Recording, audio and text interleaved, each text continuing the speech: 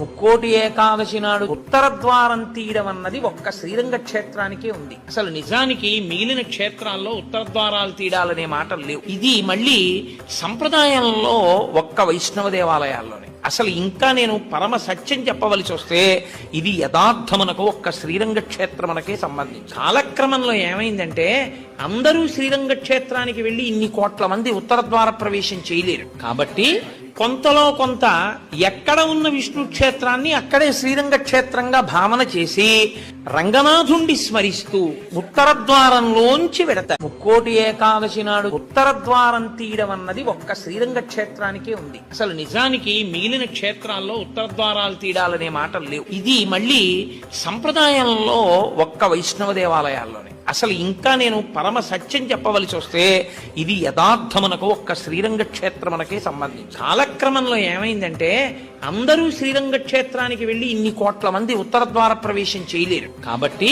కొంతలో కొంత ఎక్కడ ఉన్న విష్ణు క్షేత్రాన్ని అక్కడే శ్రీరంగ క్షేత్రంగా భావన చేసి రంగనాథుండి స్మరిస్తూ ఉత్తర ద్వారంలోంచి వెడతారు.